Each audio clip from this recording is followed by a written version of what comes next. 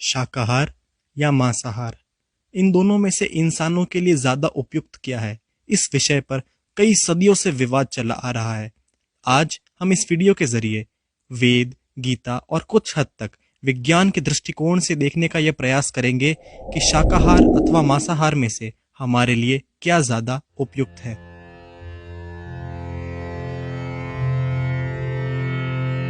यह बात हम सबको पता है कि सनातन धर्म में जीव हत्या को महापाप माना गया है। वेदों में मांस खाने के प्रतिबंध में स्पष्ट रूप से मना किया गया है। ऋग्वेद के मंडल 10 सूक्त 87 की ऋचा 16 में यह बात कही गई है कि यह पौरुषेयेण क्रविशा समंगते यो अश्वयेन पशुना यातुधानः यो अग्न्याया भरति क्षीर मग्ने तेषाम शीर्षाणि हर्षापि वृश्च।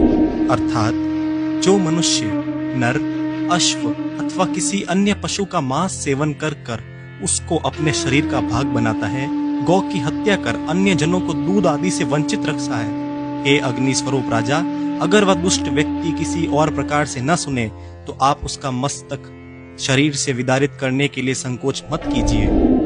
वहीं अगर हम बात करें श्रीमद् भगवद गीता की, तो इस ग्रंथ में किसी भी भोजन को लेकर सख्त मनाही नहीं है। इसमें भोजन को 3 श्रेणी में श्री कृष्ण ने विभाजित किया है।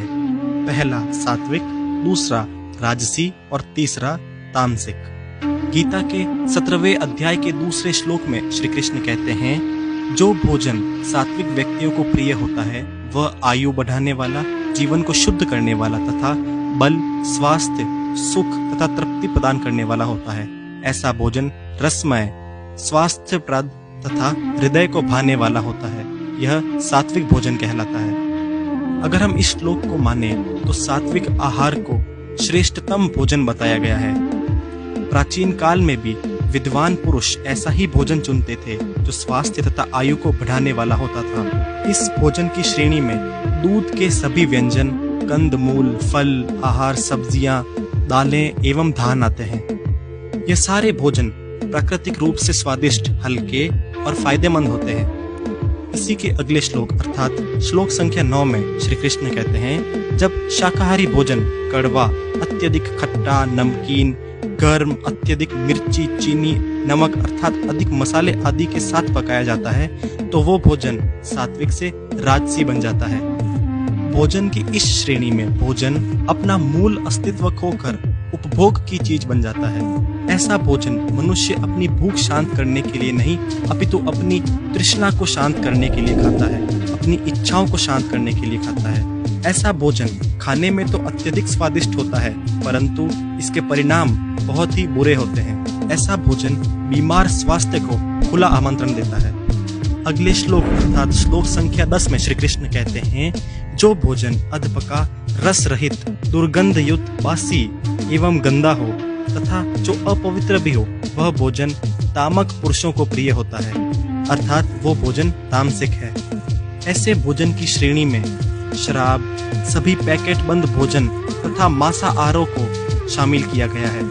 इन सब बातों का अर्थ यही होता है कि हमें यह बताकर छोड़ दिया गया है कि आप किस प्रकार का भोजन करना चाहते हैं। हमें सभी प्रकार के भोजनों के बारे में बता दिया गया है, उनसे होने वाले परिणामों के बारे में भी हमें बता दिया गया है। तो अब ये हमारे ऊपर है कि हम किस प्रकार का भोजन खाना पसंद करते हैं। सनातन धर्म में हम जैसा खाओगे अन्न वैसा हो जाएगा मन जैसी पद्धति में विश्वास रखते हैं। अर्थात हम जिस भी प्रकार का भोजन ग्रहण करेंगे उस भोजन की एक झलक हमारे व्यवहार में हमें अवश्य देखने को मिलेगी। एग्जाम्पल के लिए अगर हम तामसिक भोजन का ग्रहण करते हैं अर्थात मांस, मदिरा आदि का ग्रहण करते हैं तो हम काफी ज्यादा गुस्से वाले, हिंसक एवं एक उत्तेजित व्यक्ति के रूप में उभरेंगे। इस पर जो व्यक्ति मांसाहार ग्रहण करते हैं बहुत ही अजीबोगरीब दलीलें पेश करते हैं। वे कहते हैं कि हम केवल उन पशुओं का भक्षण करते हैं जो शांति प्रिय है, जैसे गाय, बकरी एवं मुर्गा आदि। ये वाकई में बहुत ही हास्यास्पद है, क्योंकि यहाँ पर बात वो नहीं हो रही कि उस पशु का स्वभाव कैसा है। यहाँ पर बात हो रही है कि मरने से पहले उस पशु के मन में कैसी भावनाएं उत्पन्न हुई थी। हम सब जानते हैं कि कसाई खाने में क्या होता है। कोई भी पशु मरने से पहले यह बात अवश्य जान लेता है कि अब उसे मारा जाने वाला है, चाहे आप कितनी ही चालाकी से उसे मारने की कोशिश करें। और जो पशु ये जानता हो कि उसकी मृत्यु अब निकट है, तो उसके मन में कैसी भावनाएं उत्पन्न होगी। वह पशु डर, असहायपन, दर्द, उत्तेजना तथा हिंसा से भरा हुआ होगा। और जिस भोजन को ग्रहण कर कर हम तृप्ति पाना चाहते हैं तथा मानसिक शांति पाना चाहते हैं, तो उस भोजन का रास्ता इन सब भावों से होते हुए आता है, तो वो भोजन शांति प्रिय कैसे हो सकता है। नफरत, डर, दर्द, उत्तेजना, हिंसा के इस घटनाक्रम के बाद जब वो पशु मार दिया जाता है और वो हमारी प्लेट में आता है और हम बात करते हैं खाने से तृप्ति मिलने की, मानसिक रूप से शांति तथा प्रोटीन्स और हेल्थ की, तो ये किसी भी एंगल से मैच नहीं करता है।